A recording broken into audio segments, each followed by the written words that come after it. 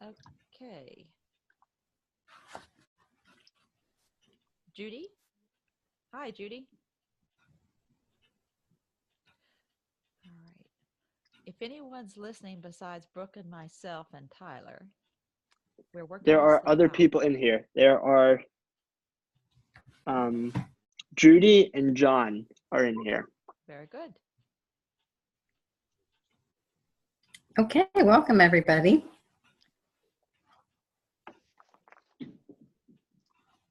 So maybe they've heard David happens to have gone to this radio station instead of onto our webcast. Okay. So you're saying we have some technical difficulties to overcome. Yeah. Okay, there we are, Brooke. Every once in a while it freezes out. So instead of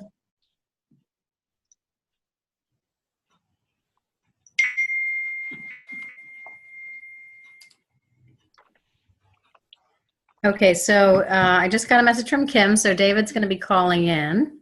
Great.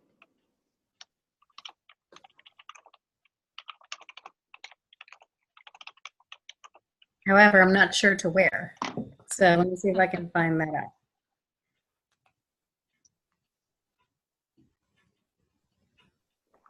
If he has a link, he will be able to join. Via his phone? Yes, he can use his phone. Okay, great. And right now we are also live on YouTube. So. Okay. Hello, world. Should we go ahead with some introduction, Brooke? Yes, Karis. Do you want to? Well, let's see. I can't. Why don't you introduce yourself and then. Okay, so my name is Brooke Mittman. I'm co-founder of Conversations on the Culture, and we are also waiting for Kim Kennedy, who's my partner in this adventure. And Conversations on the Culture is providing a forum for civil discourse and providing incredible opportunities to listen and to communicate about issues that we are facing today in the culture. And our guest tonight, David Bradford, who will be calling in, is the 13th generational descendant from William Bradford, one of our original pilgrim families. And Karis could maybe talk to that. Karis is a certified travel historian. And do you want to talk a little bit about your business, Karis, and your expertise? Yeah, sure. American Liberty Tours, exploring our legacy of liberty and faith. Philadelphia, Annapolis, the countryside around Philadelphia. It's we have quite a treasure here, and you've recently introduced me to Easton. Yes. Yeah. I'm sitting in Bethlehem, Pennsylvania, so that's historically significant also. But yes, I am from Easton, Easton, Pennsylvania, which was the third place that the Declaration of Independence was read live in 1776 on July 8th. So that is an exciting bit. So we also have a passion for our country and history. Judy says she can't hear me. Is this better, Judy? Pardon me. Judy says that she can't hear me. Is this better, Judy?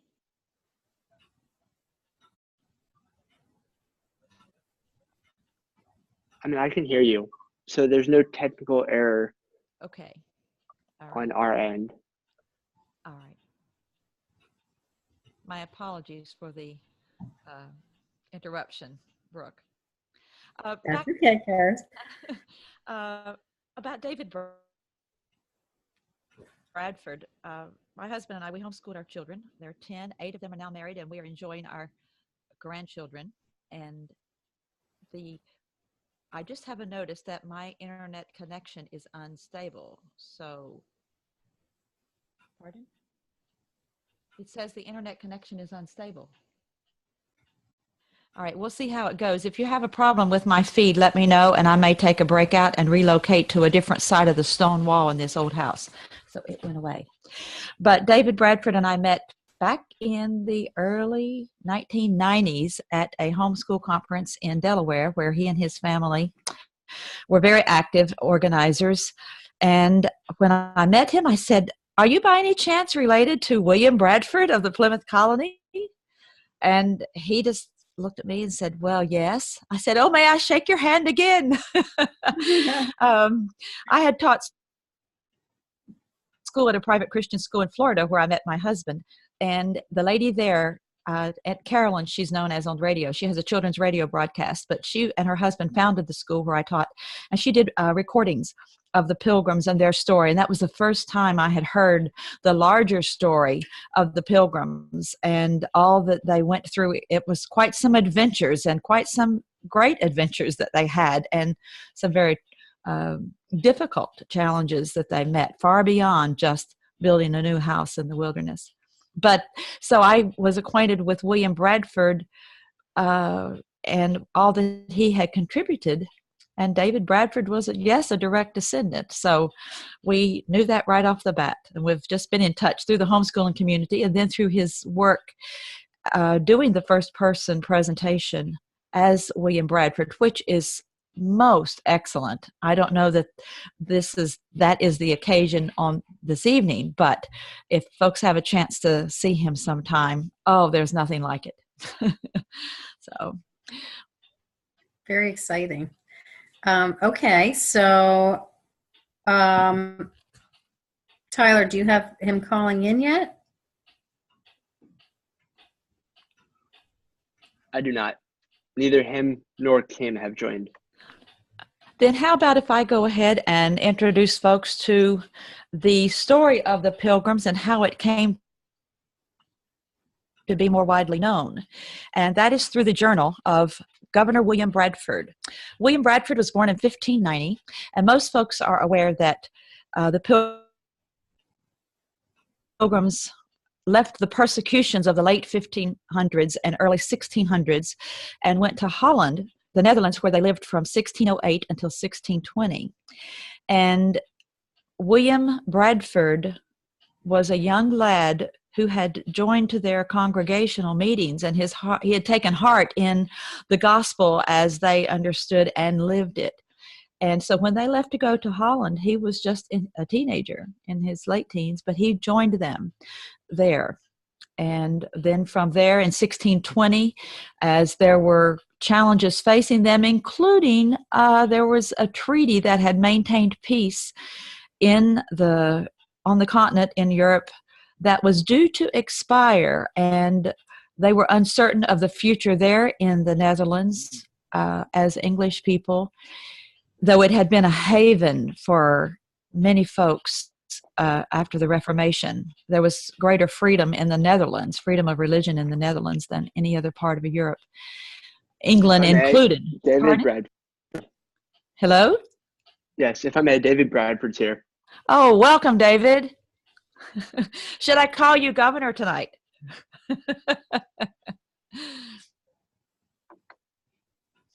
David, your microphone is muted.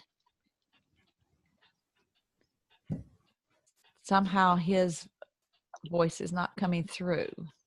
Yes, his microphone is muted. Is it good now? There we go. Well, yes. Welcome aboard. Thank you. Pleasure to finally be here. Hi, David. This is Brooke Mittman. So pleasure Hi, to Brooke. speak with you. Hi. Thank you for making the effort to come on in spite of the location difficulties. Yeah, yes, I'm glad to be here. Wonderful. Well, Karis was just giving a brief introduction of William Bradford, and so do the two of you want to sort of figure out where to go from here then? David, I had just spoken about how that William Bradford, as a young man in his teens, had joined the Pilgrims when they went to Holland, and about the treaty there on the European continent that was due to come to an end, to be resettled, which added to their concern about staying there in Holland. Yes. And then he came with them to the New World, and I'll let you take it from there, from Holland. Come ahead. Well, from Holland, I mean, there were four very explicit reasons he gave, and you've certainly touched on one of them. But he also referred to the very difficult what he called the hardness of the place and how difficult it was. When you can imagine being an immigrant, not knowing the language, not knowing how you're going to get your living. And so they were on the low end of the totem pole, so to speak. The guilds that were for the higher level positions were not open to them. So they were fabric makers, for one. What Bradford was, a fustian maker, was his trade during that period. But it was very hard on them and hard on their children. So that was one of the other concerns that they had. But they also were concerned about their children. The thing that we talk about, the importance that they had and placed on family and of their faith. And one of the things that disturbed them or troubled them was that a lot of their children were going off to join the Navy and being sort of taken in by the freedom and licentiousness of the Dutch culture there, and it greatly concerned them. So they were very concerned about their children. And of course, he says the last reason, was last but not least, was the propagating of the gospel of Jesus Christ to the New World, which is something that just embodied their entire life as a community, as a faith community, this Leiden congregation. That was their purpose in living, was to live out the New Testament church in this world. May I add at this point, David, that I think it's good to keep that in mind, because even in the Mayflower Compact, which they drafted on board the boat, they note that it was one of their purposes in coming to the New World included the advancement of the gospel and bringing of the gospel to the inhabitants of this wilderness and this new world. And I bring that up particularly on this side of the program in view of the topic of addressing the charges of racism against the Pilgrims. Pardon me. Go ahead. Yeah. Well, that's absolutely correct. That was certainly, again, one of the major purposes that they came over for. The charges of racism, I think it's interesting that a lot of people just don't really have a firm enough grasp on the distinctions between the various colonies and what was going on in all the different Indian tribes and things that were around in that area at the time. And they misunderstand that the relationship with the Indians that the Pilgrims enjoyed it is unique. It is totally unique. It's unlike any relationship since that time. There has never been the mutual respect, and it's an example for us today that the treaty that was entered into by Massasoit and the Pilgrims was the only treaty in the history of any government and Indian relationship. There is not one that was not broken in the lifetime of the people that signed and entered into that agreement. Every single treaty in the history of our nation has been broken. Even William Penn's? Except one. Now it was the one between Bradford or the Pilgrims and the Wampanoag tribe or nation. That was the only. It lasted over half a century, over 55 years.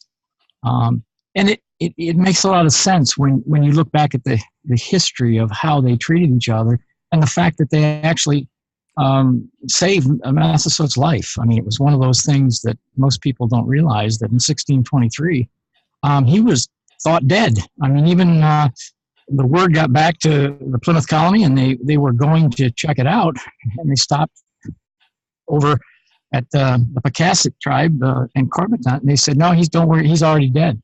They were so convinced he was dead. So they ran a runner up to there and found out that he was still alive. So they continued on. And when they got there, they ministered to him with medicines and took care of him. And miraculously, within a day or two, he was starting to come around, and he actually totally recovered his health. In fact, he lived longer than Bradford himself lived. So when someone demonstrates that type of love and care and concern for the chief, the head Sachem of the entire Wampanoag Nation, it's kind of hard to say, well, yeah, but they were racist and I hated them. You know. You know, David, in preparation for this, I picked up my copy of Bradford's journal. It's quite a volume and it covers many years. And, you know, it's been a while since I read it.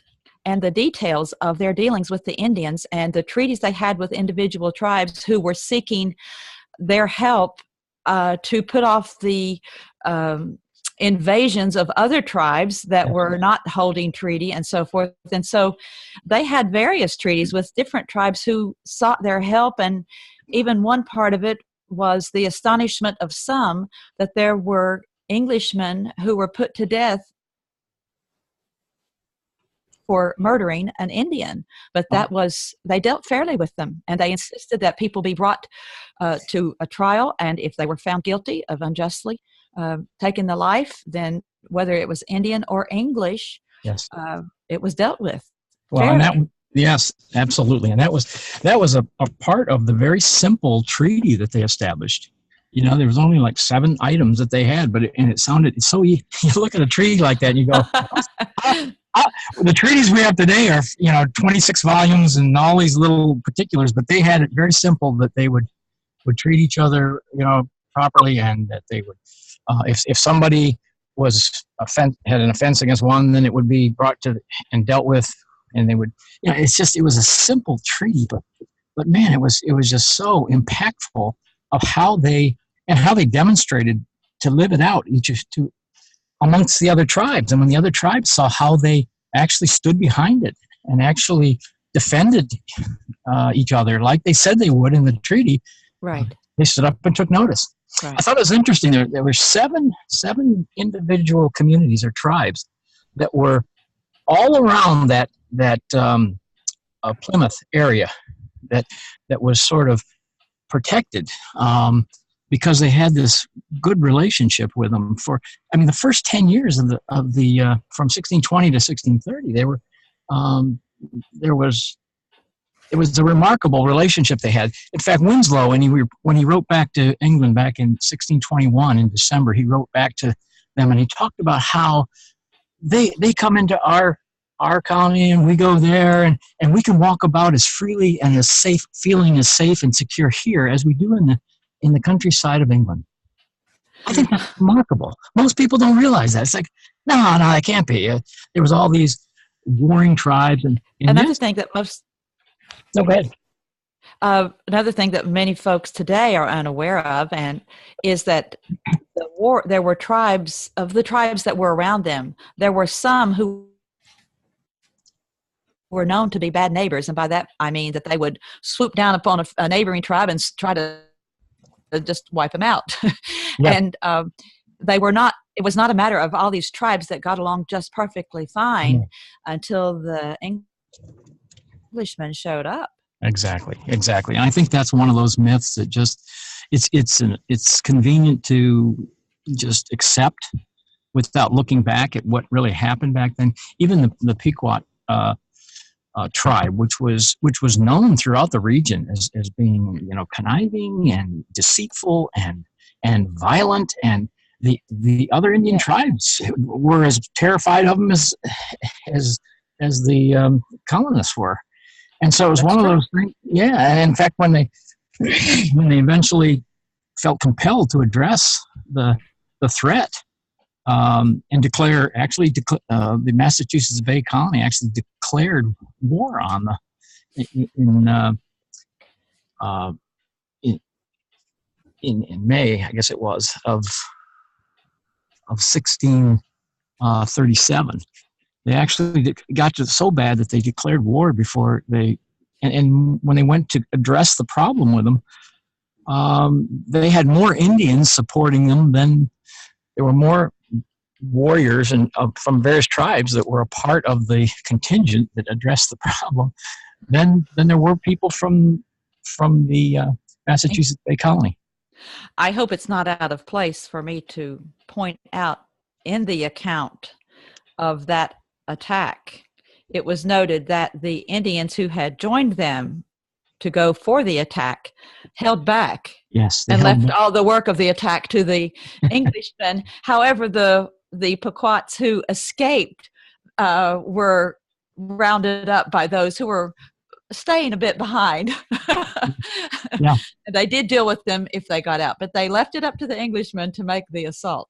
But Yeah, they and were they were rooting for vastly them. outnumbered too. It's Yeah. one of those. It's one of those amazing military engagements that you just think about you think about the numbers, even in the Bible when they talk about Gideon and getting down to 300 men. To just demonstrate that they had 60 to 90 people from Massachusetts Bay, and the rest, 250 from one tribe, 400 from another tribe. They all kind of, like you said, they hung back and they were like, we're here, but we don't really want to be on the forefront of this. And they actually prayed the night before, and they just committed it to the Lord and went. And it was an amazing military victory, but it wasn't a clear war. But here's the interesting part. We talk about the Pilgrims. The Pilgrims weren't a part of that. Isn't that interesting? They were like, this isn't our fight. They were kind of, in a sense, they were not there. They weren't a part of that particular battle. And in fact, after that battle, and when Winthrop made that Thanksgiving, a day of Thanksgiving proclamation, the Plymouth colony supported the fact that God's hand was evident there in the providence of God. That was such a part of their, they can't conceive of things happening apart from the providence of God. So it was like they supported that Thanksgiving proclamation that was, but it had nothing to do with the Pilgrims. They weren't even a part of that. So I think, again, people just don't realize that, and they equate, the hate and genocide and all this sort of stuff with a people who that was just not part of their, their colony, their society, their culture.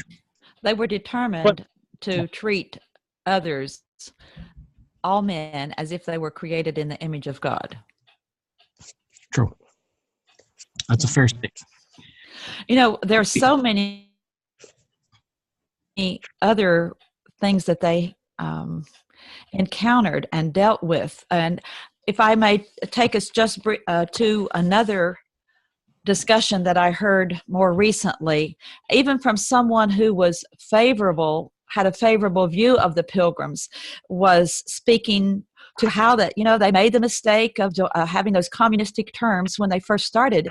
And when you read through Bradford's journal, they sent their agent to London to make arrangements for to explore the possibility of a settlement in the New World, and the terms which they would be agreeable to going. And it was not with the communal ownership of property. And when that part came back to them, that he had agreed to that, there was extensive correspondence that went back and forth. How could you do this? This is not what we gave very strict instructions. This is not what we wanted. However, the persons who were financing the trip would not continue their financing if they did not agree to it. Yeah, so they were stuck. They were stuck. Yeah, in that's fact, exactly right. Yep.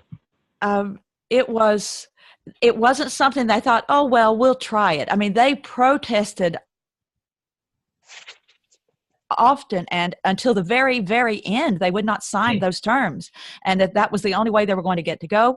They'd already sold their homes, their properties, and invested, and were returned from Holland to England, and what were they to do? Yeah. So it was not a voluntary enlistment in a communal operation. No, but that was the terms that they ended up having to deal with once they got there. And so they were, again, being faithful to the contract that say, hey, we're going to do this. But that drought they had and the severe crop failure that they had in 1623 just made it impossible to continue with all the problems that were created by people who were beginning to resent, working for other people's families and all this sort of stuff. And so Bradford got people together and they discussed, and they came up with a solution. They basically scrapped the communal agreement just because, for survival purposes. They were starving that year. And it was essential. It was absolutely necessary. Absolutely. And he spoke, did he not, about how that women who before had said, I have to take care of the children. Well, now they Oh, would yeah. take them out and sit them beside the garden while they worked. Yeah, it's really quite it's I chuckle every time I think of that account, because it's kind of humorous the way he says it. If you don't mind, I'll just, as I recall what he was saying, he said, basically what they did was they assigned to every family a parcel of land according to the proportion of their number, for that end, only for present use, but they made no division for inheritance, and ranged all boys and youth under some family. And this is what he said. He said, this had very good success. I love it. For it made all hands very industrious. So as much more corn was planted than otherwise would have been by any means the governor or any other could use, and saved him, the governor, a great deal of trouble, and gave far better content. He said, the women now went willingly into the field, and took their little ones with them to set corn, which before would allege weakness and inability, whom to have compelled would have been thought, great tyranny and oppression. So I just think that's kind of, it was the turning point in the success of the colony. And another thing, in reading through, independent of the issues of the warring tribes, as well as the assaults upon the Englishmen themselves. It wasn't just the Indians warring among themselves. There were also assaults upon the Englishmen. But they had great trouble with the men who financed their trip, and their accounts being very much out of sorts. And I remember one little note, and this is like in 1632, where they were trying to sort out an account, and one gentleman had claimed that they owed him, that the colony owed him £400, and it turns out that he was owed them £2,000 or more. But the persons responsible for keeping track of the goods, the beaver furs and the otter furs that they sent back to England in payment of their debt, and versus the items that they needed to purchase there to bring back for the success of the colony, that those books were very much out of sorts and caused them great hardship. And they paid everyone off in the end. And I just marvel as I read their graciousness and their patience in sorting this thing out. Yeah. It was very difficult, and they did have to go and they rearranged the deal, and that's where the term the old comers came from, because they were the ones that agreed to accept, we'll all make sure we make this right, and we'll take on this debt so that it gets repaid. But they just reapportioned the terms, which like you said, to work through that and to not try to just get out of it or revolt in some way. They wanted to be honorable to the what they owed, and what making sure that they upheld their end of the bargain. And there were many providences of God along the way too, and I'm thinking particularly of the time the one fellow who was a descendant of a bishop under Queen Mary that had, as Bradford puts it, caused much trouble to the saints in earlier days. And his descendant then came over there, and under the guise of being a godly man was working very subversively. They found out when he had committed a wrong, was in captivity, and a little notebook fell out of his pocket, which revealed a whole scheme to undermine and just get their charters pulled and their patents denied. And but the goodness of God in bringing that to light. And maybe you would want to speak to a little bit of what they faced with the risk of having their charter or their patents pulled. Well, what I recall is this Reverend John Lyford. He was quite he portrayed himself a certain way, and they uncovered a lot of this sort of, like you said, by accident, or they became aware of it, but they didn't confront him with it right away. They waited to be able to confirm and waited till he got on the ship, and then he presented his evidence to him, and he broke down and confessed and all this. And so it was a very, very interesting and very emotional unveiling, I guess, of his deceit and this type of thing. But again, one of the things I just found most impressive about it was just the way, the integrity and the way in which they handled it. Yes. Was just marvelous. It was a great testimony to their faith in God, and their just understanding the brevity of life, and how you need to treat everybody, because we're not going to be here very long. And I'm particularly struck by that recently, because I've been teaching a class in our church on Ecclesiastes, and we're just talking about the brevity of life and the wisp and vapor that it is, and how it informs us how to live. And I just marvel. I think back this Thanksgiving season about Bradford, and I think about nobody that I can think of was more intimately familiar and acquainted with death than this man. I mean, you just can't go back. His whole life was just like every few years, very significant people in his life died and passed away. Even before they left England to go to Holland, the year they were planning to leave, his only sister, who was like 20 years old at the time, she passed away that year they were planning to leave. And it was like every significant person in his life. He was orphaned by the time he was 7. And My. Both his father died when he was a year old, didn't even know his father. And then his grandfather died when he was 3 or 4, who had taken over the man's, the father role in the family. And then his mother dies when he's 7. And he's just throughout, he's got this litany of people who died. Even when he came to America, I mean, he's out exploring the coast, and he comes back to the ship 3 days before his 7th anniversary. His wife slips into the harbor and dies. And we hear not a word in his diary or in his report of it.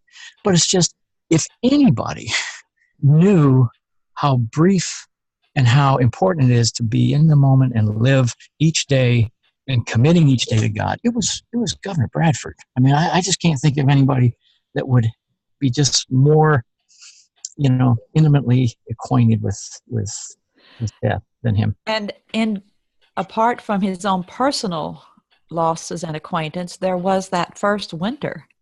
Exactly. Where over half of them perished and died. That's right. And it's interesting, his description of those that how they took care of one another. It's one of my favorite quotes of Bradford's, is when he talks about he says the love they showed for one another. He referred to it as a rare example and worthy to be remembered. That's just so powerful. This example was worthy to be remembered. And he said 2 of the 7 were William Brewster, their Reverend Elder, and Miles Standish, their captain and military commander, who didn't get ill and were actually taking care of everybody. And he said he ends it by saying, and their recompense is with the Lord. Yes. He just makes a little subtle conclusion there. What a powerful testimony their life was to each other. It's a real grief to me that even among the vast majority of church people, they kind of dismiss the Pilgrims as a very staid, disgruntled, overly strict group of people who mistreated the Indians. I mean, I'm astonished at times when I hear things that people that I have enjoyed Christian fellowship with, when they speak their thoughts about the Pilgrims. It's very distressing. They obviously have not read. By the way, I want to hold this up for folks to see, but this is the copy that I have of, I guess it's backwards in it, Plymouth Plantation. It has Bradford's History of the Plymouth Settlement. And David, you probably know more of this the history of this book in particular, how that it was carried to England probably prior to independence and then was rediscovered there. Yeah, he gives a nice little in the beginning of the book that you have, which is edited by Elliot Morrison, and he gives a little, a couple pages. He talks about the history of the book itself, or the diary itself, and how it got over to England. It was held in the church of in Boston there for a while, and.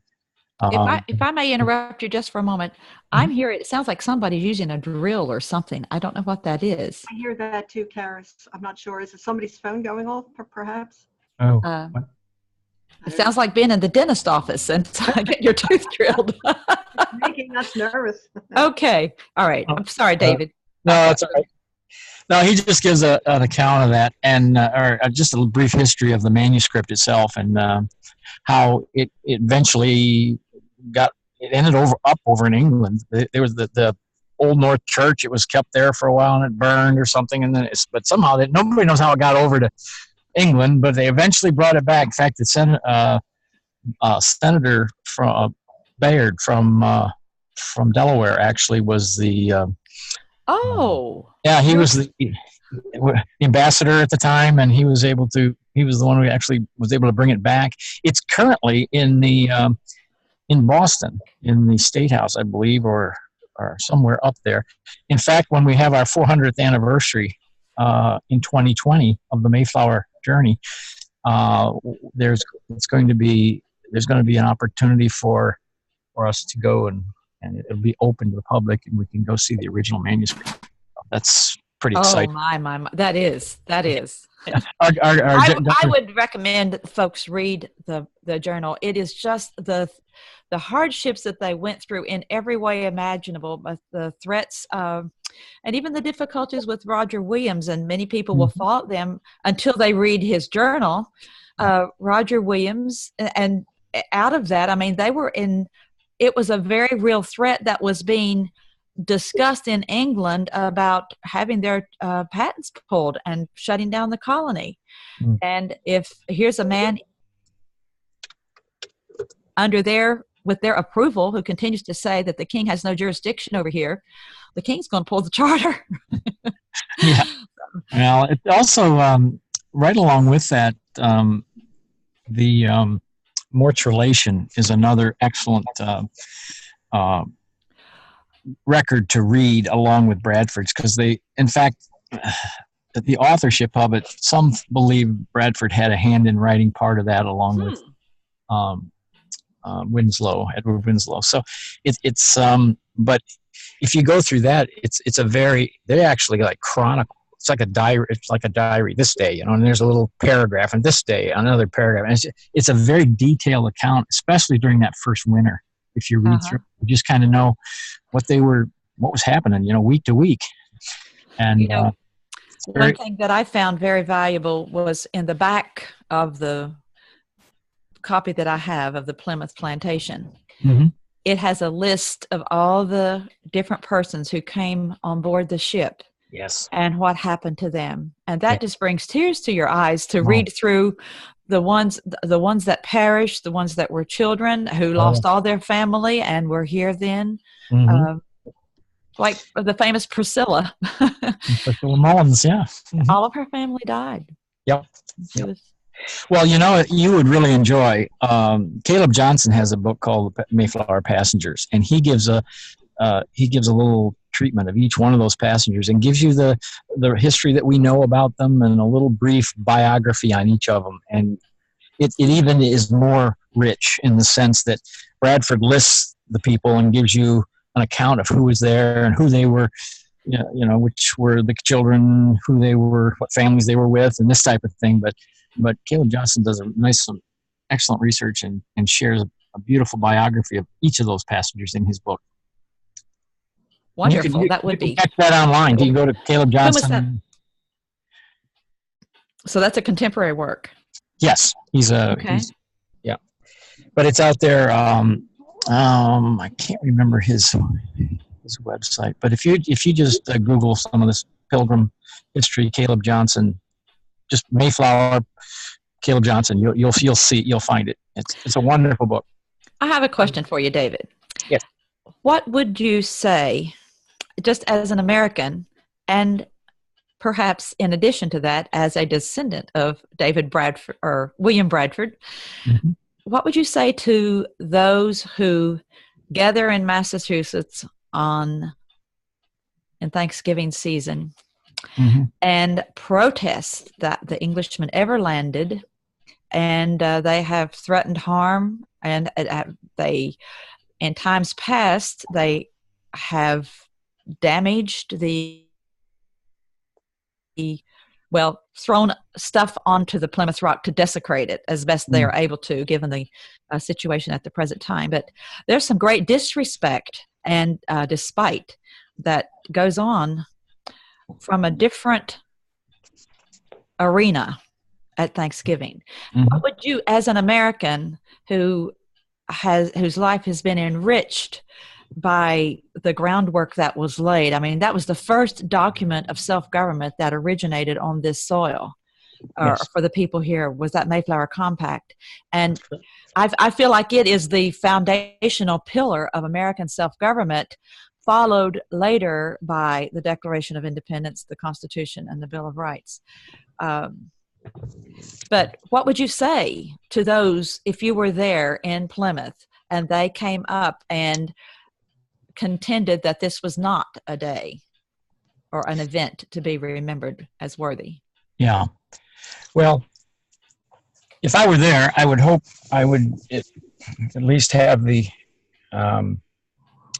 gentleness and humility that they show, the Pilgrims themselves show, to confront them lovingly in a way that says, what are you talking about, and make almost challenge them to where did you get that? Where are your sources from? Because if you take the time to look at the accounts, the first person accounts that we know of what happened, you'll find a completely different story.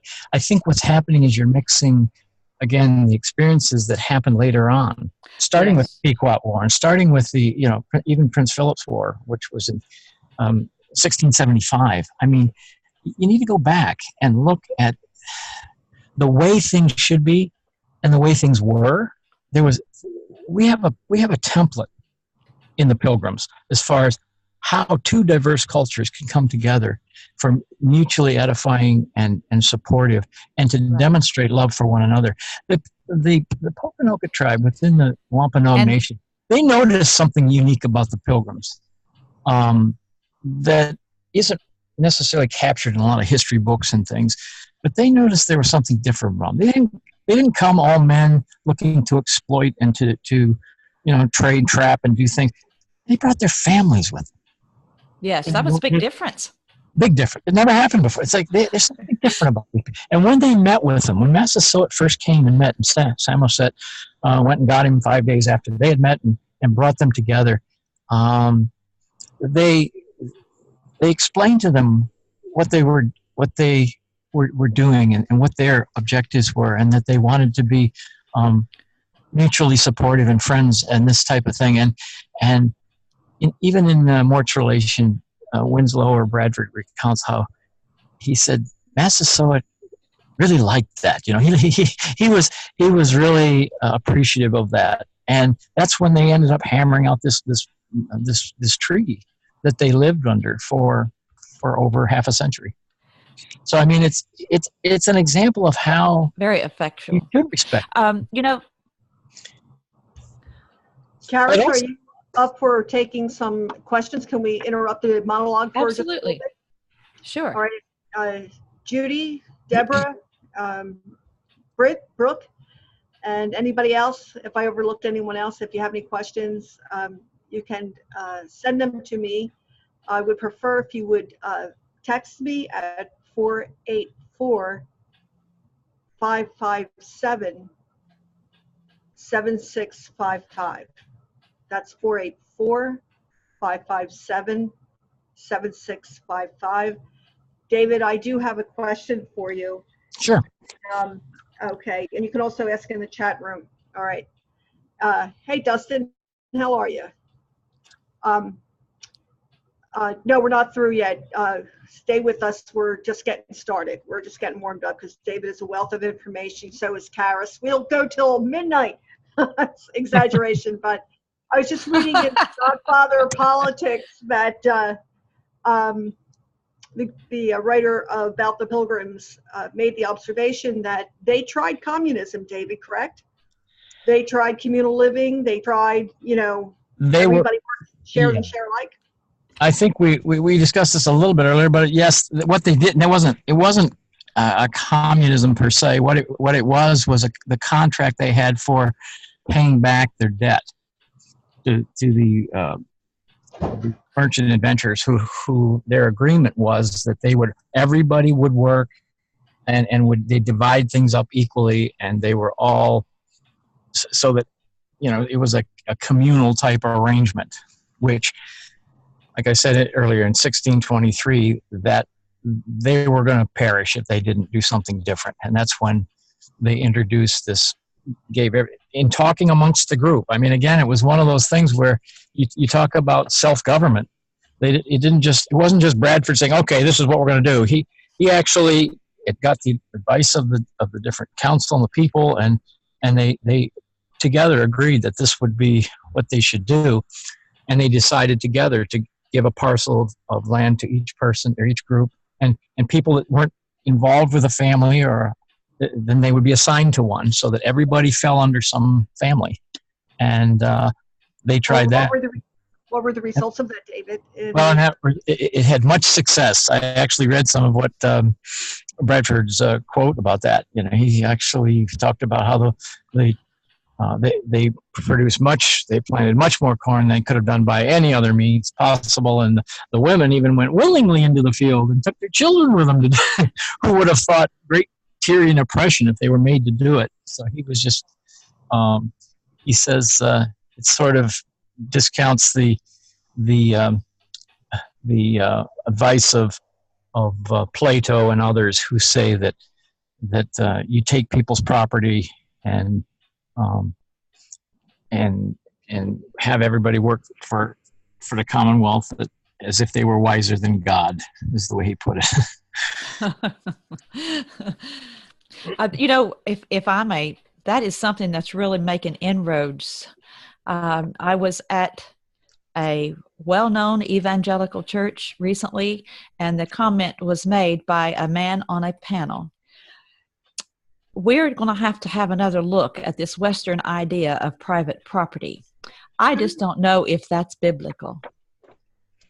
Oh. And yes, and that comment concerned me very greatly in the context, particularly of other things that were being discussed. And I will tell you that there is inroads into sound churches. It's come. I mean, the camel has his nose under the tent. And it's very concerning. That just really, I don't know if any other guests want to chime in and speak to that. I know, Dustin, you sure could. That is, private property is biblical. Absolutely. Your own vine and your own fig tree. Yes. But we have the sober reminder of what's happened in Venezuela for a modern day example of when people don't have the biblical motivation to care for themselves and meet their own needs. And that happened so swiftly in Venezuela. The downturn after they went to socialism was pretty swift in Venezuela. However, I guess I would ask, how biblically literate are we as a nation? Not very. And not very, and nor do we study primary source documents. So everything that we're discussing here has been revised in our education system. Mm-hmm. And so just as the Mayflower Compact has probably never been read, the Bible's not read either. Well, let me hasten to say that Karis and David have studied original documents. And I know Judy has. Yes, that's what I'm saying. But I'm saying the rest of what we will call the church in America At large. at large. I agree. So, I mean, according to Barna and David Barton and other people that study this, I mean, it's such a small percentage that of even Christian pastors that believe the Word of God is inerrant and infallible and should be used as a reference for daily living, which we know the Pilgrims certainly did, and our founders certainly did, and our nation certainly did, even up until the probably late 50s and 60s here. Yeah. So Great point.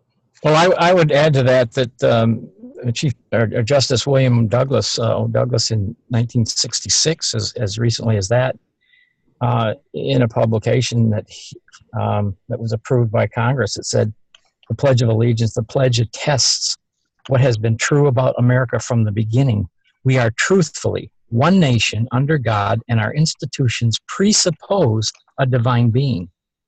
Mm-hmm. Only a nation founded on theistic presupposition would adopt such an amendment." However, it was President Eisenhower in 1954 sitting in a pew in New York Avenue Presbyterian Church in Washington, D.C. on Lincoln Day, February 7th, 1954, who heard a message from the preacher there that he then went back extolling the virtues of, what makes America different from the Soviet Union, right, during the Cold War time. What makes us different? Because Francis Bellamy did not put those two words under God in the original pledge. And so in 1954, President Eisenhower went back to Congress and said, please, let's figure out a way to put these words in. So it was, yeah, that's right. For every point where the enemy wants to take our nation to an unbiblical place, there's been a point and counterpoint almost every time that I've looked at. So, it's really, really important that just sort of on a grander scale, this is why I appreciate David, you coming on, and Karis's expertise and this kind of Christian history, is that, history from a biblical perspective, and not trying to revise history like we have done and allowed to happen right in our public school system, and in the media and all of that. I mean, that's, we need to implore people, parents as the first teachers of our children, and then the education system, to get back to the roots of what our nation was founded upon, and that is God's word.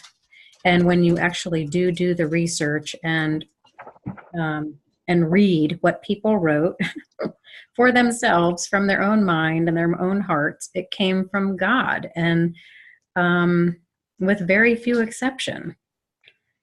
And so, my question is, how do we effectively, David, I mean, you've been studying, Karis has been studying, but we're so postmodern Christianity, post-biblical Christianity now, that we have some steep mountains to climb. If I may say here, even something so simple as the evident worldview among Christians, which would not see the hand of God in preserving this continent until after the Reformation as a haven for the children of the reformers, and even down to the detail of the spot that the Pilgrims chose to make their settlement. The tribe that had lived there had been wiped out by a plague, and thus that was land that was unclaimed, and the other tribes around really didn't want to go there because it had a bad vibe, so to speak, to them. And the hand of God in bringing them and putting them in that one spot, and yet they don't. When you see the hand of God in pulling these things and bringing them to pass, then how can you say that they robbed the Indians of their land, even from just that? And they did deal fairly with them. They purchased things from them. They used corn from when they were starving. They found a stash of corn, and they paid back the owner of the corn when they found out who it belonged to. That's right. They did. They relied on Massasoit to identify the proper owner so that they could pay it back. David, we've got, I hope Dustin and Judy can join into the conversation. Dustin, you've made the point that rights are directly tied to property. Yes. You're not saying to ban private property, but you think it's an interesting conversation. Are you available to speak now, Dustin? Can you join in? Hello? Hello, Dustin? Maybe he needs to unmute his mic. Can I just say quickly, I mean, again, if we're talking about private property and the establishment thereof, them or directly speak to private property. If we assume we're coveting our neighbor's property and we're, do not steal your neighbor's property, I think that's pretty implicit that there is private property. Yes, I agree. And it's also interesting, they accuse folks sometimes of being greedy when they object to the high taxation. It's not greedy to want to keep what is your own. It's greedy to want what belongs to somebody else. That's covetousness. And also, would you like to address this panel? Dustin is not available right now. He is listening in now. But he talks about Israel returning property every 7 years. How does that tie into the teachings of private ownership of property? David, can you address that? Karis? I'm acquainted with the matter in the scriptures. I don't know that you could cancel borrow money. In other words, yeah, but it could go up. If there was a 50 year, every 7 sevens, then there was a year of Jubilee, and all the property went back to the original owner. But that was under the particular framework of the kingdom that the Lord set up for the children of Israel in the ancient. I do think there's a lesson in it, though. There should be a time limit that which a debt is no longer called in if the people have not been able to, and there should not be perpetual servitude for sure. But David? Well, and there's the whole issue in the Bible of usury, which was amongst the to not tax those that were of the family of faith.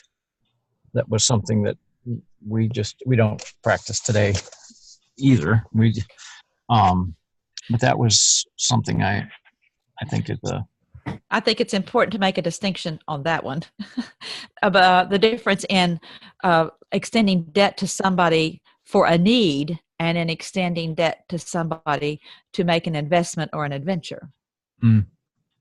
Karis and David, Judy is making the observation that Red Skeleton said in his pledge, wouldn't be a shame for one nation under God to be called a prayer and removed from schools. Can you hear me? Judy, we can hear you. Okay, am I too loud? Hold on. Can you hear No, Judy? hi. Hi. Yes, I can hear. Hi. Hi. I just can't off the top of my head remember what year. I don't know if that was, I can't remember if that was in the 50s or 60s, but at any rate, it was connected with his pledge. And to know that he said it back then and to see it happening today is just remarkable. Well, it's quite interesting. My husband and I have been involved in, since the Bill of Rights bicentennial, hosting a banquet every year on Bill of Rights Day, December 15th. And each year early on, we would reprint something to give to the folks who attended the banquet. And one of our earliest reprints was the report of the House Committee on Un-American Activities in 1952.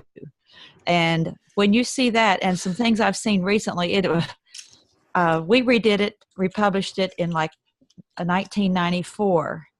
And the content that's in there is very contemporary. People who think that communism or enmity against Christianity and enmity against our form of government perished with the breakdown of the Berlin Wall and with Gorbachev's peace, being at peace, are just mistaken. They just changed tactics. But this has been going on since, go back even to 1925 and the Scopes trial in Dayton, Tennessee, where they made a mockery of the Creator in the way that's been presented. So this is a long time effort that has been going on.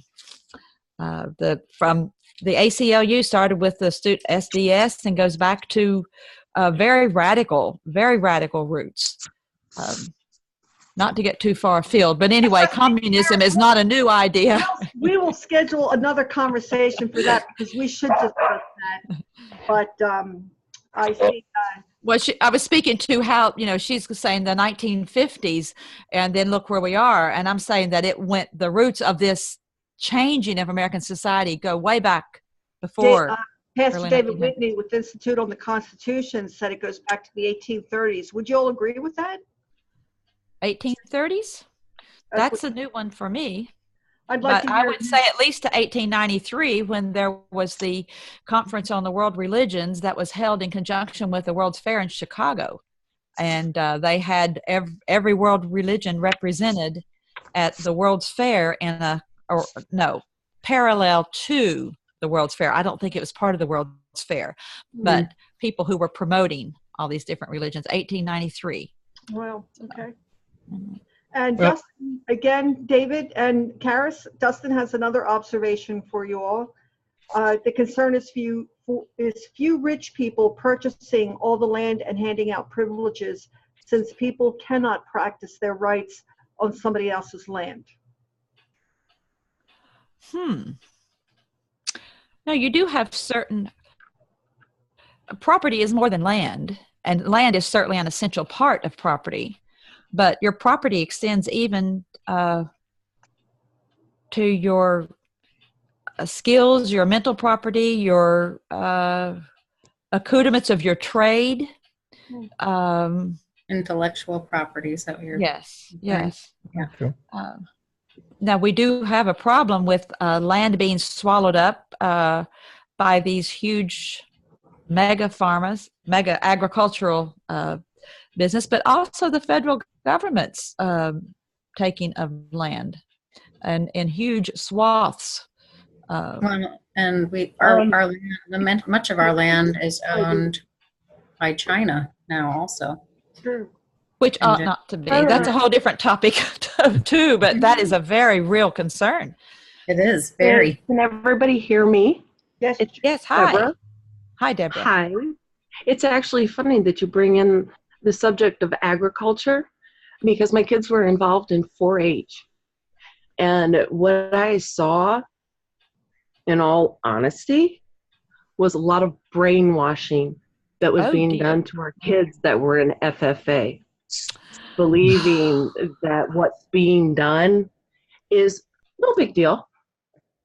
Oh. And yes, I was one of the girls that was known very well in 4-H, and her father is a farmer, was going on and on about a company. Honestly, I can't think of the company's name right now, but and how their stuff was so wonderful and everybody should be using their seed. And I can see that. FFA, by the way, is Future Farmers of America, right? Yeah. Yeah. Yes. Yeah. Yes. So I Well, actually talking about because of the kind of the political action committee and all of the agribusiness relationships And the Monsanto seed patents, which I'm sure that Deborah is acquainted with the. Did Deborah have something else to add to that? Actually, I'm dying to get on the subject of public schools because I spent 3 hours in one today. But yeah, Mom said that's, or my mother is Judy. So Mom said Oh, we hi, could save Judy. that for a later date. But Okay. oh yeah.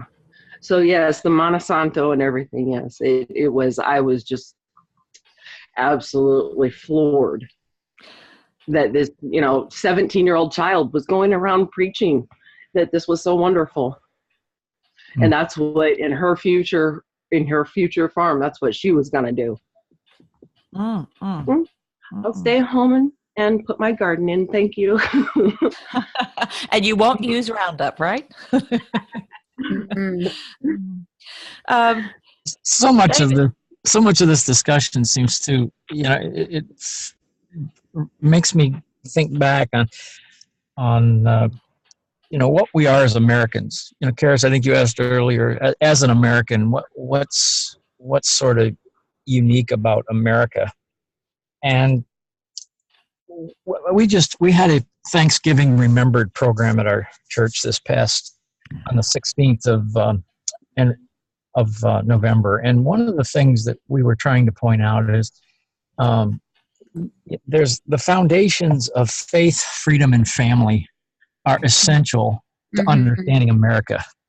It was de Tocqueville who said that you can't understand America unless you understand the people, the people of America, and there's this whole what we shared in this program was something we wanted to remember and honor the foundations, the Pilgrim foundations and American foundations of faith, family, and freedom, because they are very intertwined and very mutually dependent upon one another.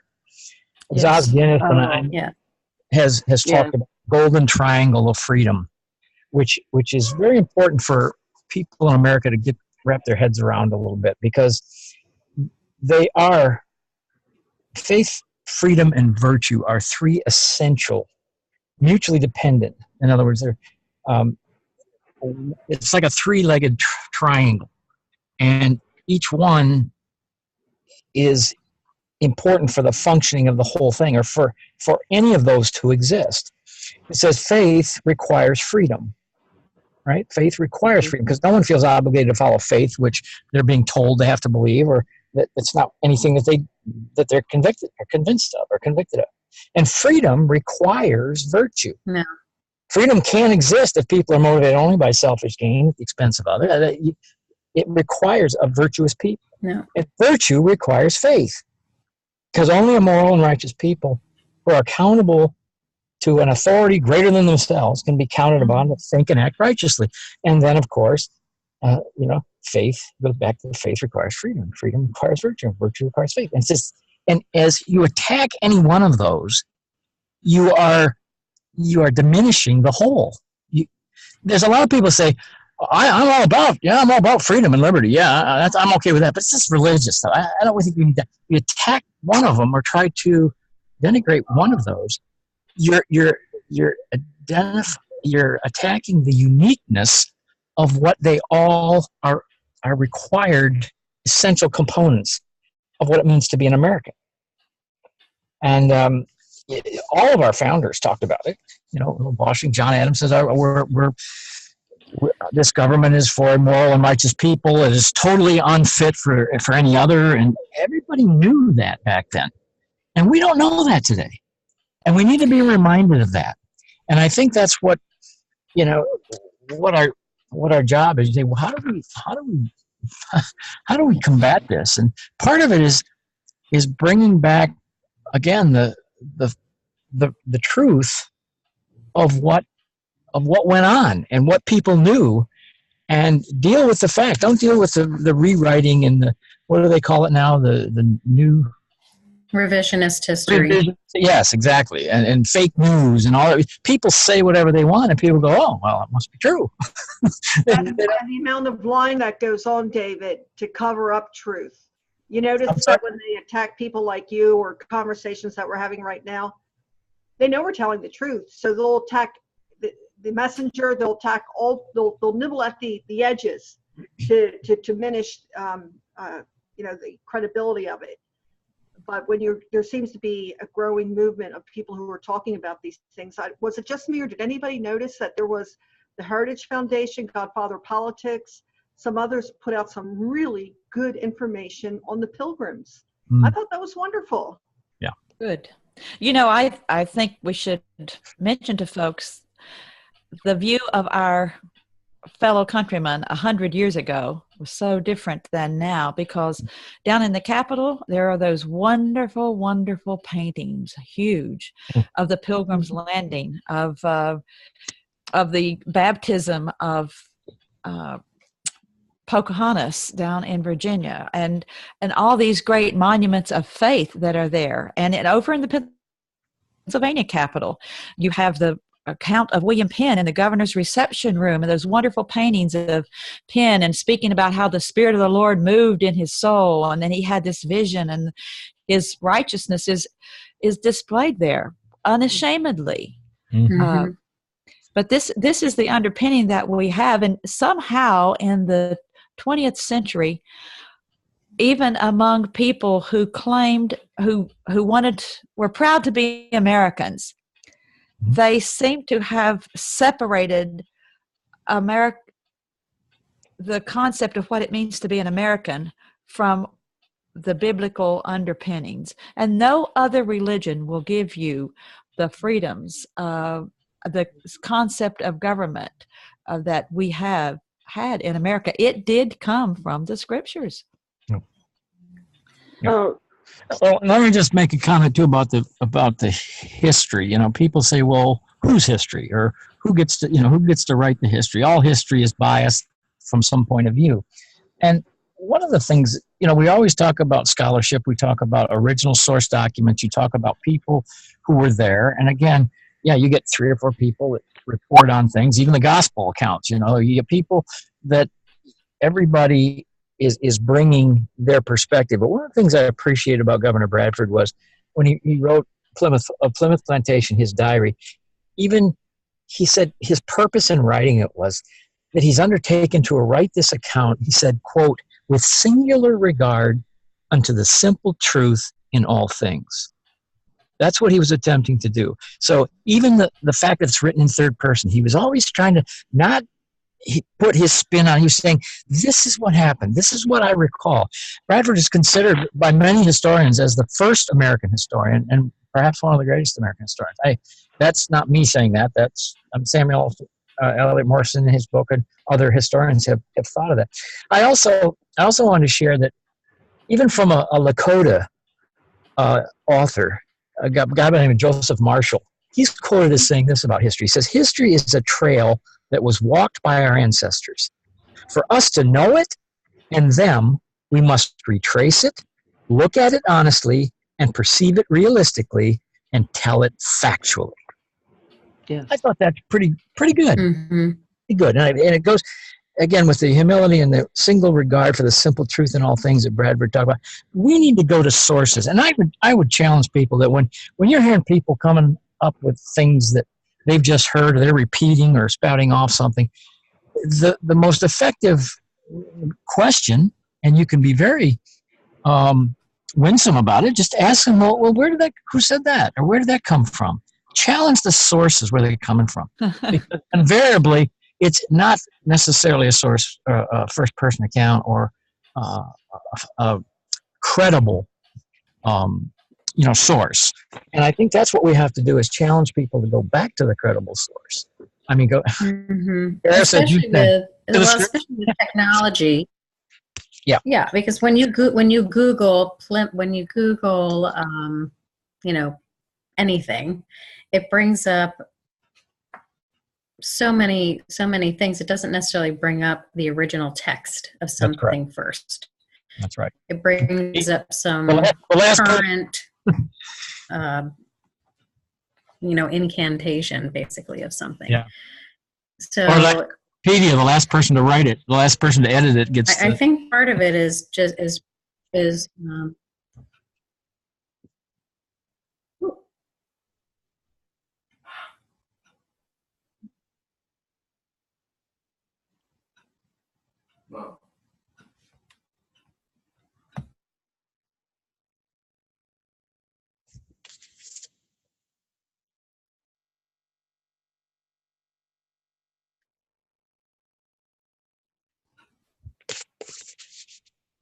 Is anybody hearing anything? I'm I not. can hear you. I Okay. can hear. Oh, now I can hear you, David. Okay. I lost you for a minute. Yeah, I couldn't hear either. I was kind of went dead. I didn't know if my thing went mute on me or what.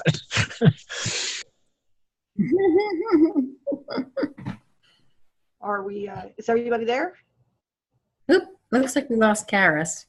Well, one thing that gives me hope is that I was, David Barton was on Jim Baker's show a few weeks ago, maybe a month now, and he was saying that of all of the generations, the millennials are 70, some exorbitant amount are, interested in socialism or thinking socialism is a good idea. And he said, and yet the millennials they haven't been told the truth, but they are open to truth. So when we do share with them truth, they are open to it and willing to accept it. Investigate and accept. So, it requires people like Karis and you, David, and Kim, and all of us as concerned citizens to not leave it to someone else to do, to educate this next generation, to start plowing the fields of their minds any way that we possibly can within, legal and righteous means. And, and, to frankly have the self-discipline to do it, to become educated ourselves, and then also then to speak into these different areas of life that we're looking at that are propagating lies. May I interrupt, please, for just a moment, folks? We're going to wind down and be finished by 7:30. If you would like to continue the conversation, I'm perfectly fine with rescheduling in respect to everybody else's time and schedule for another day and time that's convenient for the majority.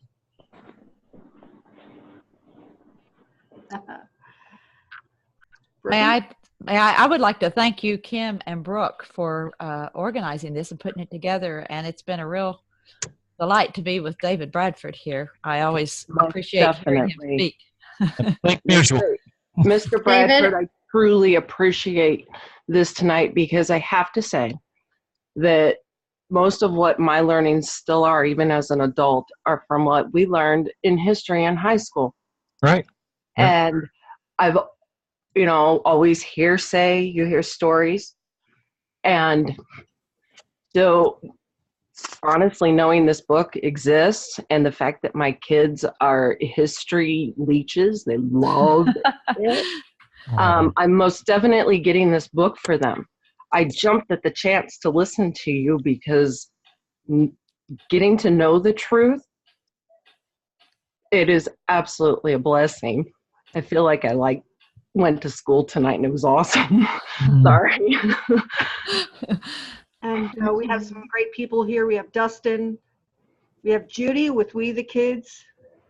And Dustin, refresh us again what organizations you're representing here tonight. It's Restore the Intent. It's a movement to get Constitution study groups, original intent, going in every county in America. Amen. Ooh, amen. Yes, amen. I think we should get to know each other, continue the conversation, and grow it from this. If you're in agreement with that, would you email me at kimk@cotcus.com? Brooke and Karis, you did a fantastic job. I've enjoyed listening to you both. David, I could listen to you forever. But I know you have a life and you need to get going. Can I mention one thing before we go? And that would be to refer folks to the Jenny House Museum in Plymouth, Massachusetts. And Leo and Nancy Martin operate the Jenny House Museum. You can look them up on Facebook or on the website. But if you ever get up there, they are the #1 folks. And just a wealth of knowledge with Leo and Nancy. And I would urge you, especially sometime between now and 2020, David, your 400's coming up. That's right. And then in 2021 will be the 400th of the first Thanksgiving, correct? Yes, that's right. So the landing. So next year, next November 11th will be the 400th of the Mayflower Compact, or the 2020. 2020. Also, Mhm. yes. Oh, great. So anyway, the Jenny, I think it's Jenney House Museum. David, do you have a organization or a website you'd like to refer them to for information? Well, one of the things that we're planning to do, I'm the current governor of the Delaware Society of Mayflower Descendants, and I will be serving 3 years, so I'll be governor throughout Wonderful. 2020. And so we're planning a number of events. And my son, Aaron, who, Karis, you know pretty well. Yes, very well. He is our media assistant for our society. And we have put out, we're trying to get much more active in putting out lots of information and where we plan events, but also just information about the Pilgrim history and how it applies to America, and certainly America today, and links to different things. And of course, Bill Federer and some of the others, Pete Loback, some of folks who we all really are just so Appreciate to have, yes, to know them and to. But we want to make all this stuff available. But it's a Facebook page. We're using a Facebook page right now. Just Delaware Mayflower Society. Okay. Or the General Society of Mayflower Descendants has a website as well, where there'll be lots of activities coming up to help Americans in all of our states and celebrate the the upcoming 400th anniversary of the Mayflower.